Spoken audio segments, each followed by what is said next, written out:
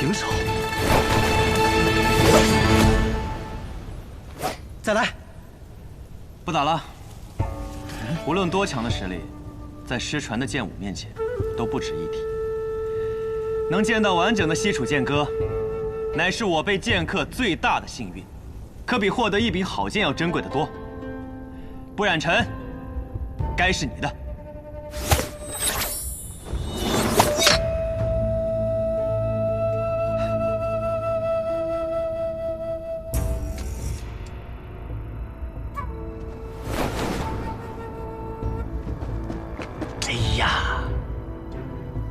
接着，舅舅，啊，走啊！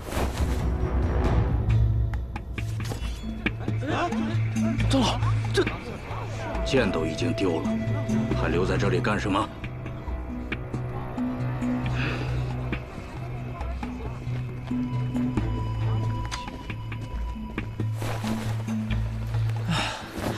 舅舅，我打这么起劲了，怎么就走了呀？我还觉得那叶鼎之很是有趣，想跟他交个朋友呢。都什么时候了，交什么朋友啊？我不知道你的剑法是从哪学来的，我只知道如果我们再不走的话，就会被那些剑客生吞活剥喽。走。这傻小子学会了很了不起的东西啊！快追，留下他，那可是西楚剑歌。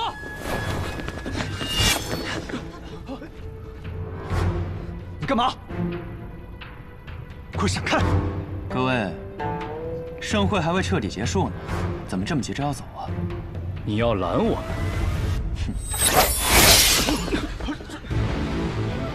你再往前一步，我还能杀了你呢。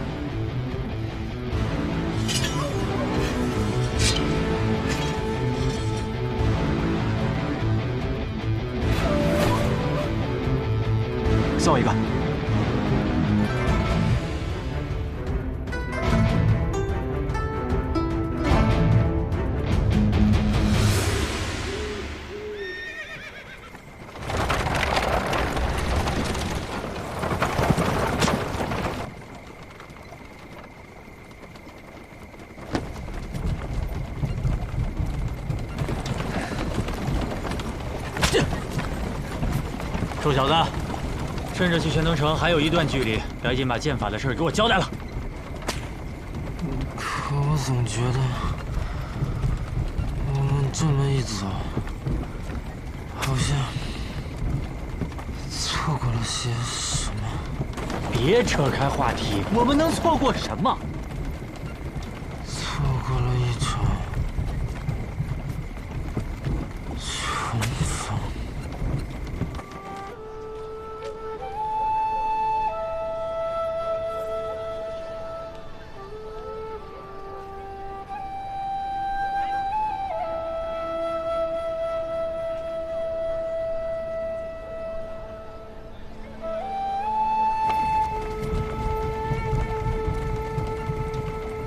云哥，云哥，叶云，我来了！叶云，我来了！恰，又逃了侯府的武学课啊！我急呀！今天要讲《白羽剑仙传》，正式讲到白羽剑仙纵剑西出，千里救徒的章节，听说可精彩了。在这里，云哥，在这里。天下风云出我辈，踏歌今宵尽在言。话说这白羽剑仙头上戴一顶虎头狮子盔，身穿大叶如意连环甲，内衬大红袍，足蹬虎头战靴，胯下一匹白龙马，手使一对护手双剑，那真是威风凛凛呐！从清晨杀到日没，只杀得金银铜铁八大锤，是大败而归。咻咻咻咻咻咻咻咻！哇，白羽剑仙的故事真是太精彩了！下次我经过城匾时，定要仔仔细细的看看上头，到底还有没有白羽剑仙留下的那一剑。试问天下，谁能挡我一人一剑？你们两个刚才听到这句话的时候，眼睛都亮了呢。哼，小姐，该回去了。东君、云哥，我就先走了。叶安，呀，回去了就乖乖睡觉，别再点住偷看画本了，伤眼睛。我才没有呢！云哥瞎说。哼。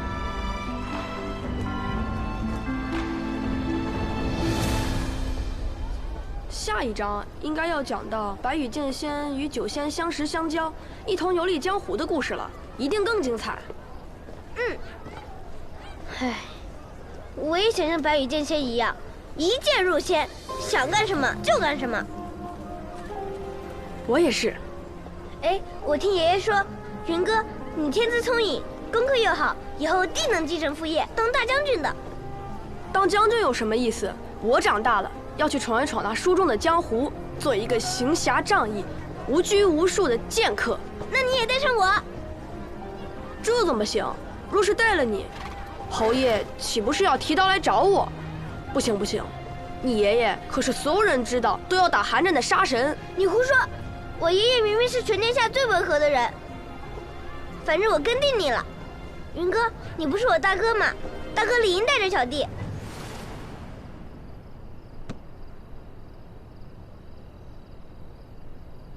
那好，我们立个约定。什么约定？等我20岁，你18岁的时候，我们就离开天启，一人向北，一人往南，独自去闯荡江湖。等9剑成仙的时候，便是再见之时。可以吗？好。你要当剑仙，我便不与你抢了。白羽剑仙的好朋友是酒仙，那我就去做那酒仙。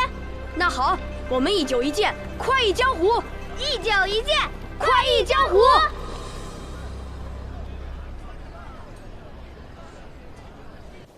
大将军叶羽自恃功高，以权谋私，不敬圣人。有人检举，其有通敌叛国之嫌。然念其昔年护国有功，超满门，族人流放，叶羽带走面圣。钦此。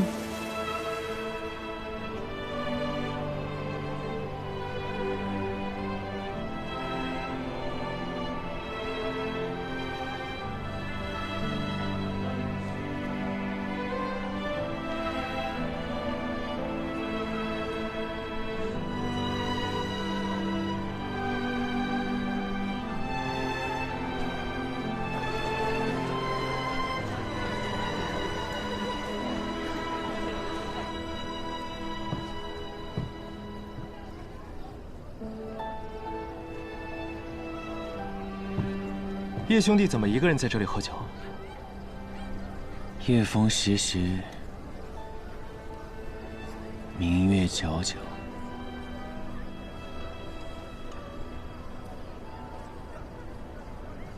一个人喝酒，或许更美。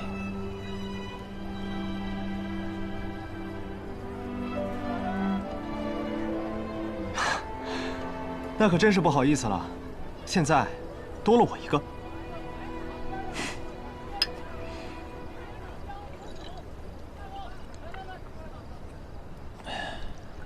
叶兄弟认识那小公子？我注意到，你听到那小公子名字的时候，脸上闪过一瞬惊色。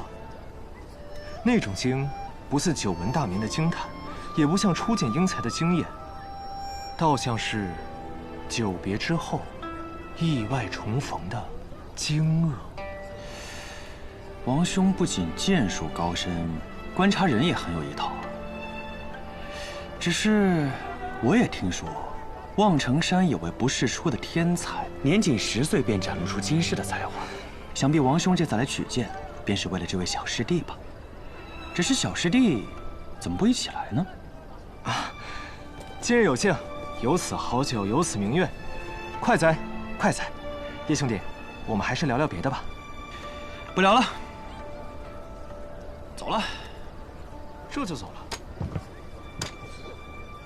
有要事，怕晚了就赶不及了。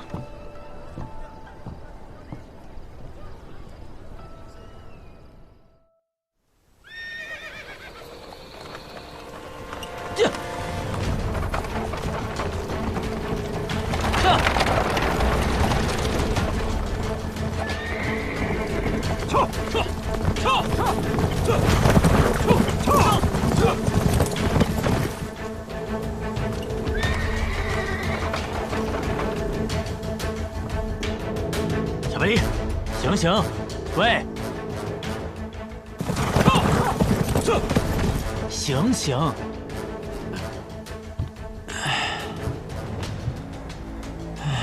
舅舅，我们这是在哪儿啊？千东城地界啊。喏，接你的人都来了。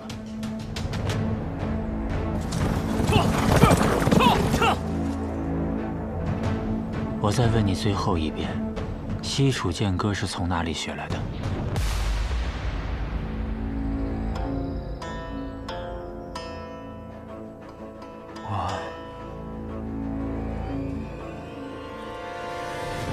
温先生，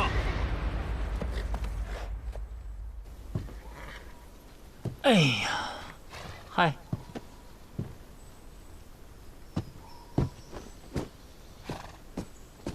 陈副将，你怎么来了？我爷爷让你来接我的吗？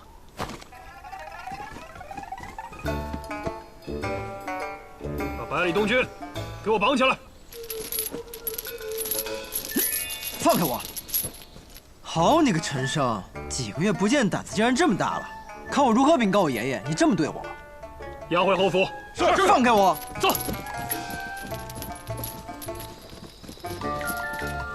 温先生。哎，多谢。啊，不客气。不知温先生接下来是入城休息几日，还是直接回温家了？既然来都来了，就去看看我那个妹妹吧，顺便看看小百里下场如何。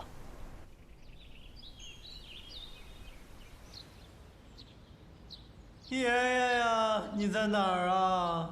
爷爷，快来救我呀！爷爷，爷爷呀，爷爷，快来救我呀！你的好孙子被人欺负了呀！赏尽一世勇猛，老来孙子却遭人这般作践啊！哎，你知道我爷去哪儿了吗？怎么装哑巴呀？哎，我问你们，是不是我爹让你们干的？说话呀！哎，让。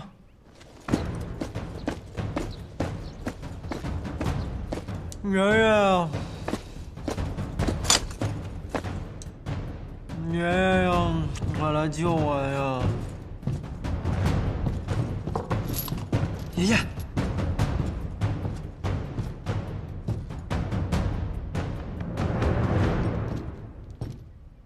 可别，担不起。是子爷。怎么是你呀？我是谁？我是你爹。你说怎么是我？臭小子，还躲？你好大的胆子！你还敢嘴硬？再嘴硬！你这么跟你爹说话的吗？那你这么做，你爹知道吗？别拿我爹压我！那你别拿我爹压我！反了你呀！我跟……我告诉你，你爷爷月前去天启参加大朝会了，没有个10天半个月的回不来。这镇西侯府我当家。我爷爷不在镇西侯府，是我当家，轮得到你？脑子坏了？你脑子坏了！你个臭小子！你给我站住！还跑！爷爷，爷爷，爷爷！你给我站住！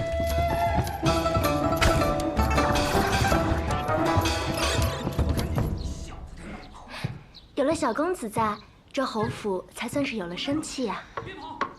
都是你们这群心大的给惯的。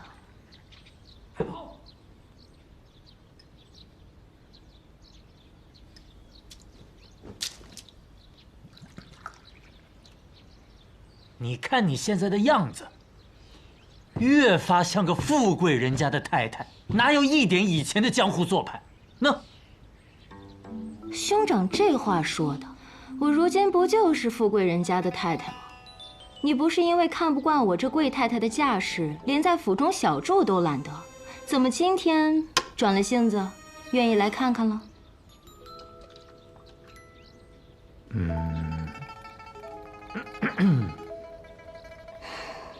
都下去吧。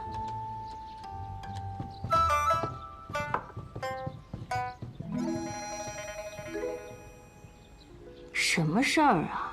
神神秘秘的。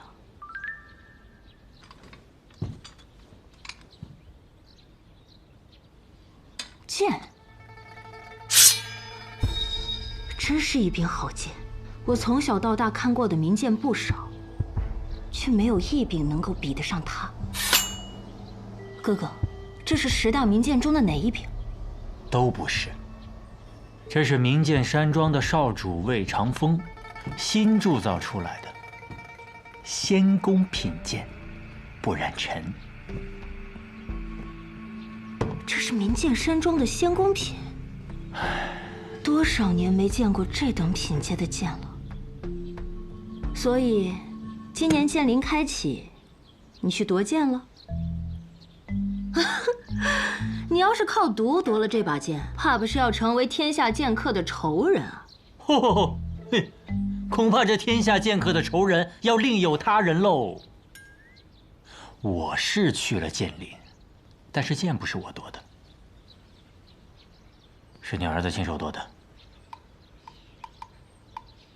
哥哥，你就别拿我开涮了，我儿子才会几招剑法呀，就能去剑林夺剑。我就说你们别总惯着他，这就是你给他抢的吧？怕老爷子不让，推说是他夺的。是真的。好，那你告诉我，我儿子用的是什么剑法呀？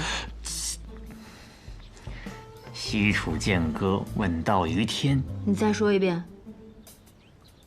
西楚剑歌问道于天。这更像吹的了。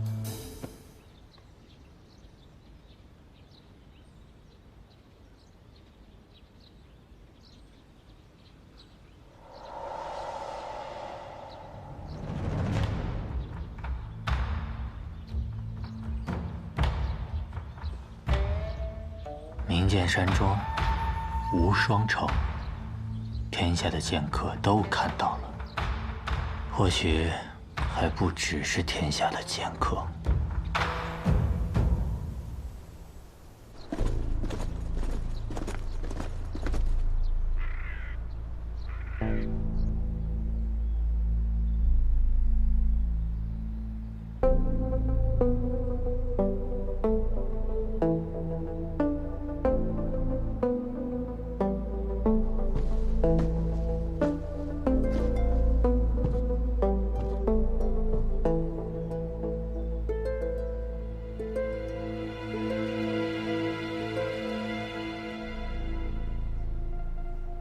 陛下。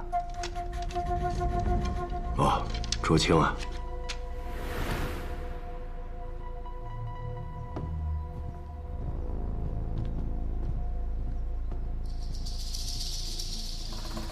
陛下，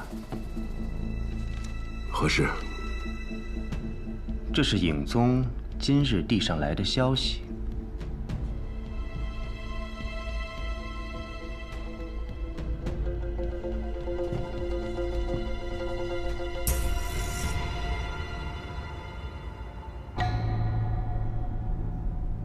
当年百里洛尘奉旨出征，破了西楚最后一座城池，西楚剑如双仙战死。现在你告诉我，西楚剑客再次问世，难道说剑如双仙，他们没死？百里洛尘呢？大朝会结束之后，已离开天启，回黔东城去了。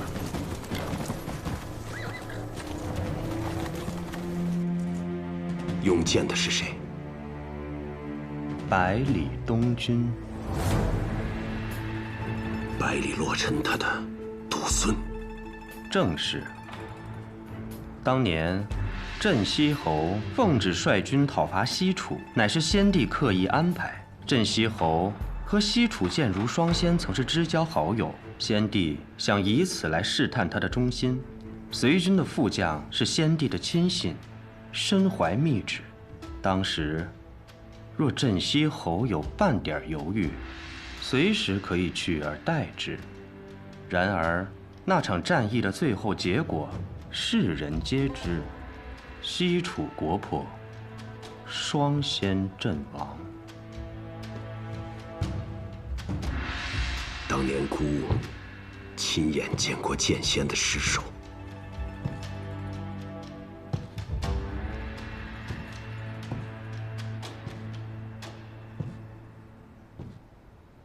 奴才斗胆。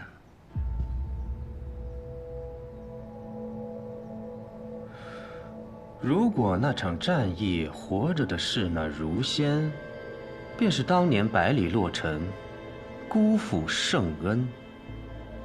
西楚剑仙虽然剑法绝世，但不过一介武夫，可那如仙身具耀人之术，能让寻常兵士以一敌百。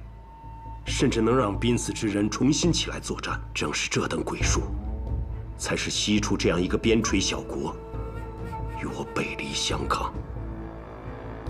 如果如仙还活着，可是比那剑仙更可怕的存在。当年一战，西楚如仙即便没死，也定然身受重伤，不然不会藏身黔东城多年不出。奴才这就派人去黔东城，把那西楚余孽带回来。选若风觐见，这件事就让若风去办吧。是，陛下。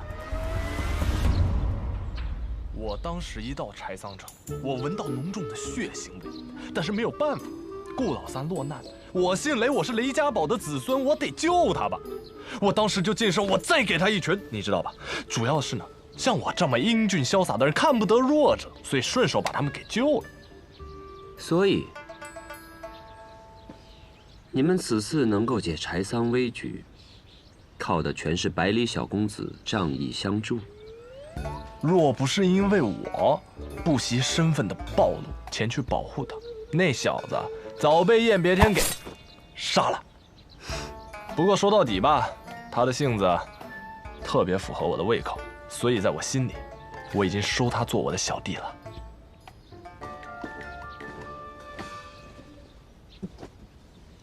老七，你这表情，打什么主意呢？学堂大考，马上就要开始了。你是说，或许，师傅的关门弟子，我们的小师弟。可是他再怎么说也是镇西侯府的小公子，这镇西侯爷能让他入天启吗？不可能。再说了，他那功夫啊，差得离谱，他也只有轻功还凑合。我也就是随口一说。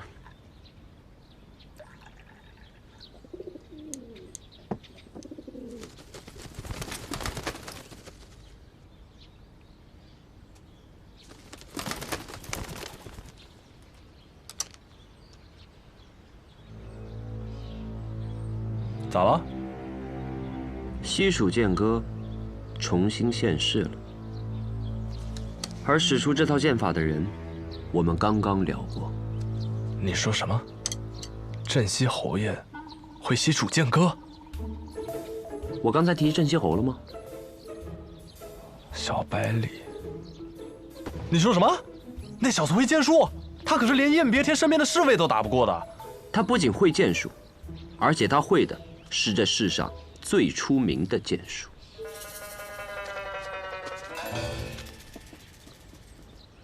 小先生，宫里来人了。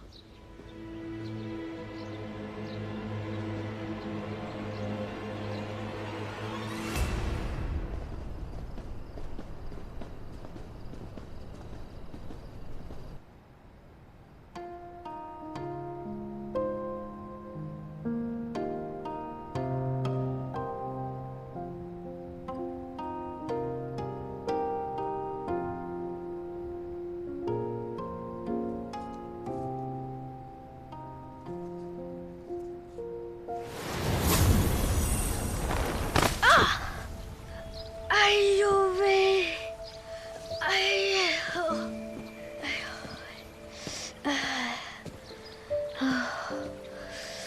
你是谁？如何到的这里？抱歉，我不是故意闯进来的，我是在躲我家里的人呢。他们不知道又怎么，给我请了个先生来教我，跑着就跑到老爷爷您这里来了。你就直接进来了？对呀，我刚爬上墙，没想到脚底一个打滑就摔进来了。就是那，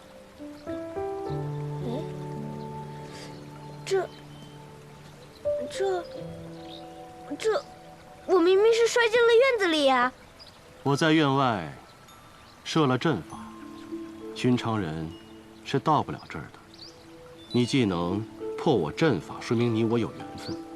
你可愿拜我为师？老爷爷，你要教我什么？教你什么？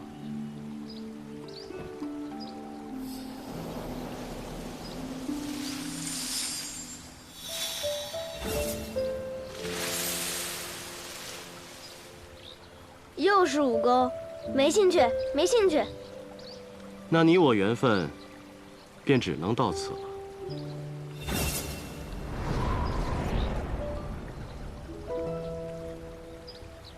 去吧。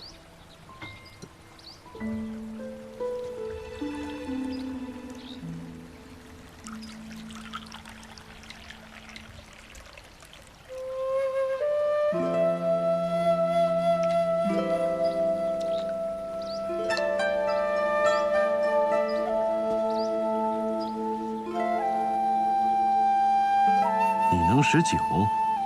我可是以后要做酒仙的人。那小酒仙，你来闻闻。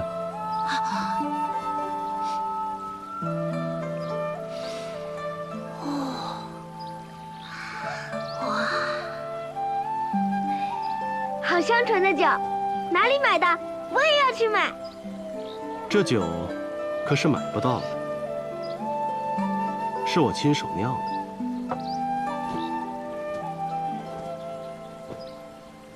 我拜先生为师，请先生教我酿酒。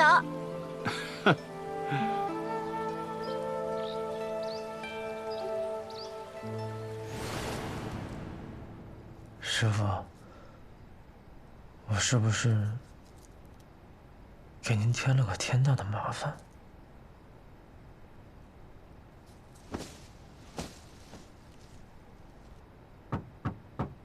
东来。小公子，不是东来了。东来人呢？我这院里什么时候来了个女眷？东来是小公子的心腹，被世子爷调到西院去了。瑞儿是从别院调过来的。我爷什么时候回来？今日听府上送信的人来说，怕是还得3、4天吧。等不了了，我得马上去见师傅。瑞儿。你立刻前往洛城巷，找个叫做怀仁的药铺，通知里面的人，快马加鞭，一刻不停地往天启方向跑，直到遇到侯爷的军队。听到了吗？哦，小公子，您这是想让老侯爷早点回来替您撑腰啊？我可是世子妃的人啊！别演了，我娘亲肯定是装的骗我爹，好把你安排在我的身边，都是自己人。天哪，到底是谁给了小公子这样的自信啊？当然是我跟我娘亲这么多年来的默契啊！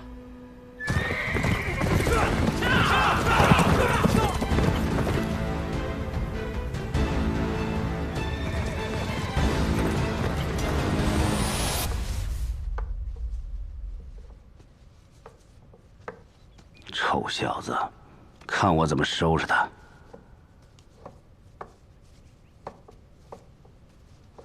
昨日，哥哥同我说，他们回来的路上先去了剑林。嗨，我觉得大舅哥啊，这事做的没问题，是该让东军长长见识了，不然真成了废物了。他们去了剑林，抢了一柄仙宫品的剑，是东军自己夺的。哥哥什么也没有做，用的剑法是西楚剑歌，问道于天。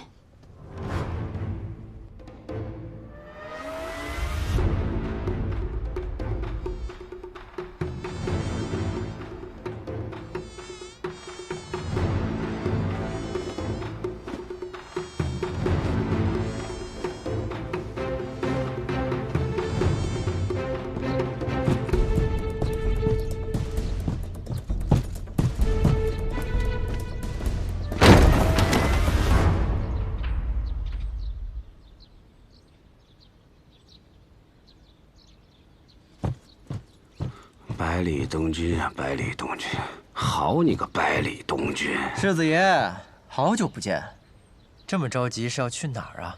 臭小子，你竟敢出来了！谁把你放出来的？谁？我。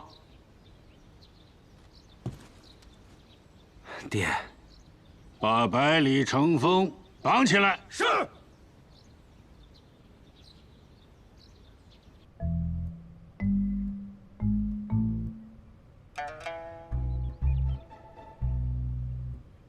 哼哼。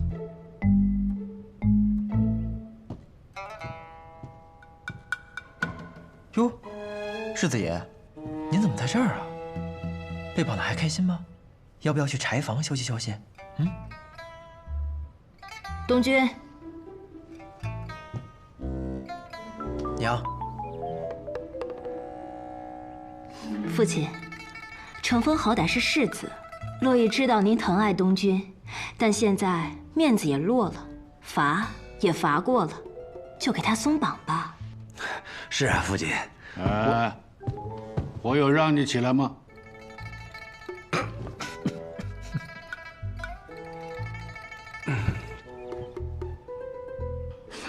东军啊，你觉得呢？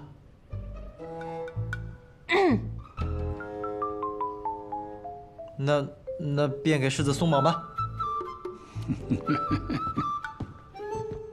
东军，你出门远游，最近可有什么收获呀？收获可大了，爷爷，您听过一首诗吗？啊？风华难测清歌雅，琢磨多言凌云狂。柳月绝代莫尘丑，卿相有才留无名。哦，北篱八公子，他们可是鼎鼎有名的大人物啊！不错，这次我就见到了其中的清歌、卓墨、凌云、柳月、墨尘这5位。不光如此，我还帮了他们一个忙。哦，来，东军。据我所知，他们平日都在天启城啊。这次他们是为了孤剑门而来，为了兄弟千里赴柴桑，仅凭这番义气，就十分值得我结交一番。东军啊，听你舅舅说你去剑林夺了一把剑，你不妨跟大伙说一说你在剑林的见闻吧。哦，那剑林，那叫一个气派宏伟。我不过是阴差阳错的得了一把好剑。哎，怎么了？哎呦，我这个昨天一晚上在柴房睡的，那蚊子嗡嗡的都没睡好觉。还有爷爷，你这一路舟车劳顿，一定很疲惫吧？不如我们今日到此为止，各自回房歇歇。你看东君啊，你长大了，懂得照顾爷爷了。好，赶紧回去休息啊。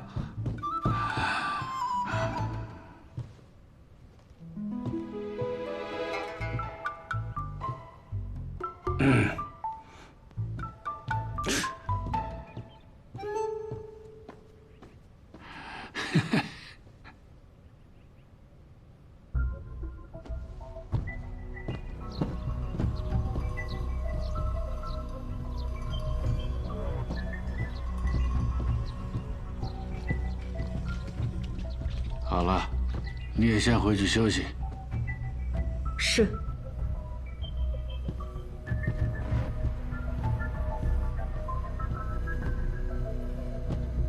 父亲，东军在剑林，我早知道了。风雨欲来，我们镇西侯府还能为他筑起一道铜墙铁壁。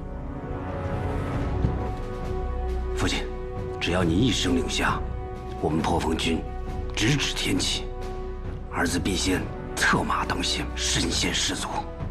你这是什么意思？你以为我要造反？这不是造反，这是征伐天下。既然是这样，那你的声音得大声点啊，好让天下人知道我们镇西侯府要造反，好让某些人可以在晚上提着刀，趁你睡着的时候给皇上献忠。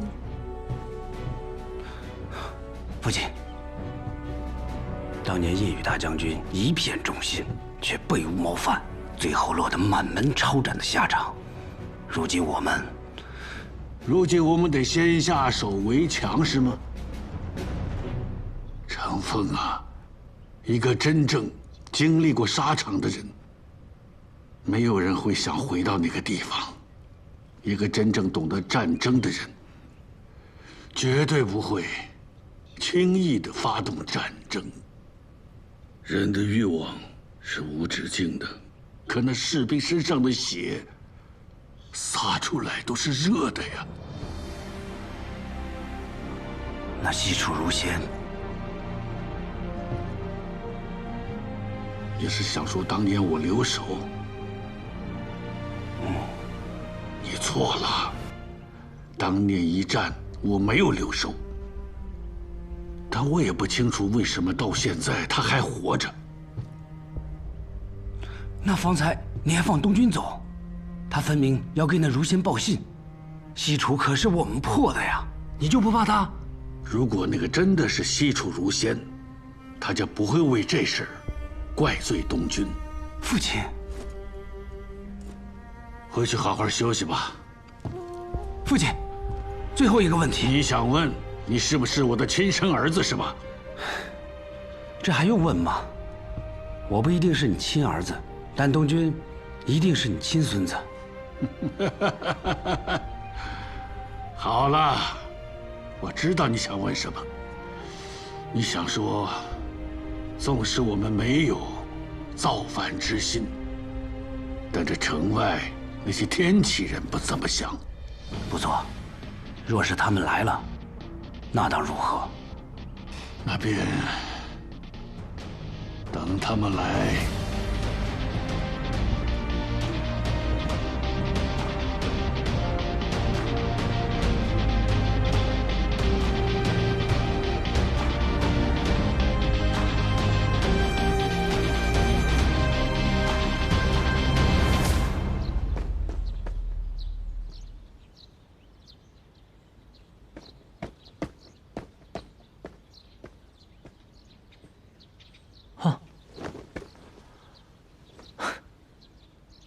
这小滑头，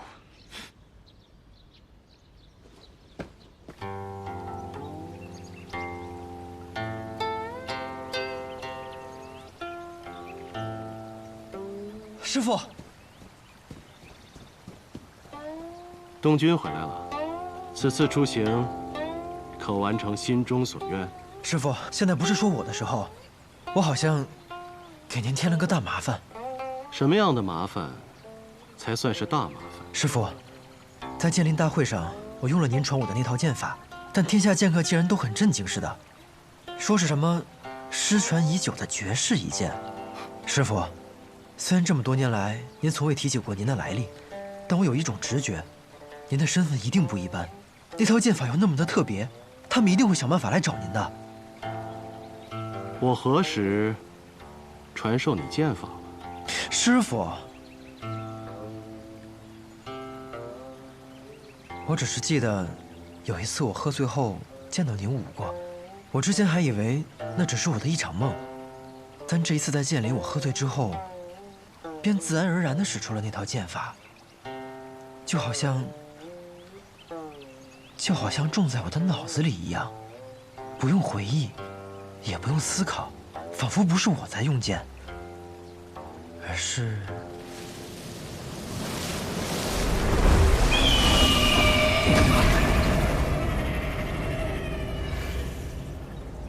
剑在控制着我。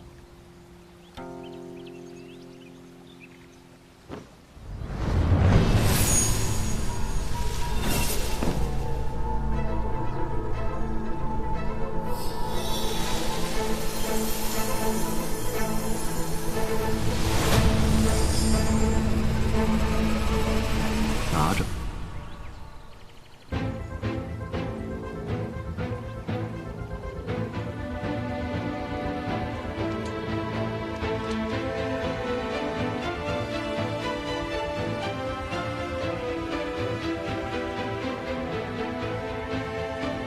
闭上眼，感受它。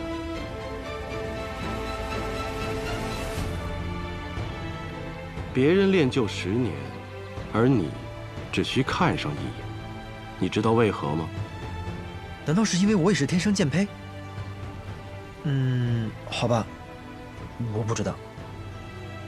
不是因为你是天生剑胚，而是因为你是百里东君，而百里东君是……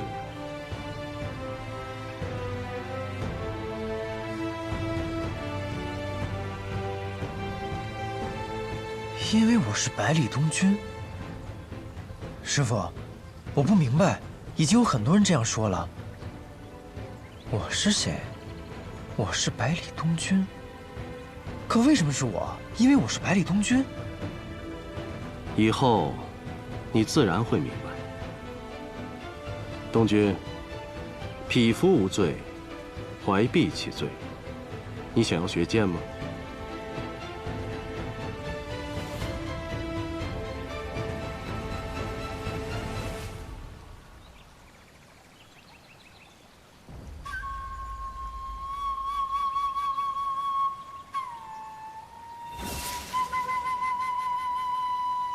想，师傅，我想学剑。云哥死后，我的行事越发乖张无度，爷爷一直纵容着我。我知道，他和我的想法是一样的。作为手掌兵权镇西侯府的小公子，我越纨绔，天启城那边便越放心。爷爷不希望我走上云哥的老路，但是这一次我见到了真正的江湖人，见到了很多很厉害的人。或许仅凭现在的我，还不足以名扬天下，还不足以守护我想守护的人。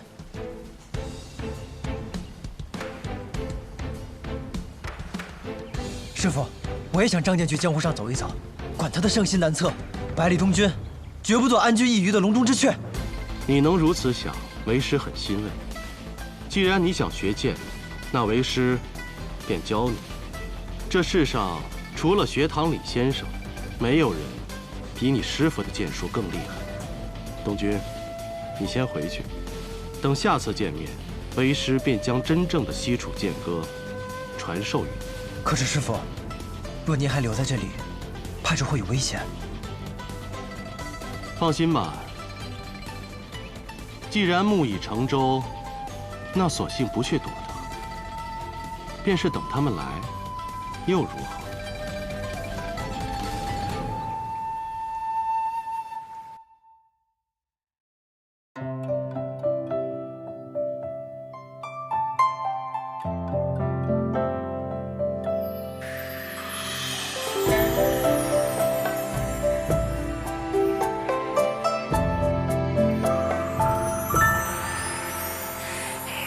片轻轻微风，绕心游弋。听波般忽泛涟漪，人教春泥。只听枝桠攘攘嬉戏，在风下喃喃细语。月下描摹花瓣情腻，仿若园丁望你悠悠倩影，辗转遥遥千寻，随你到日暮晚晴。细听烟雨伴着斜影，此事与谁？浪迹人间弹奏青色和鸣，两人惺惺相惜，红笺作酒。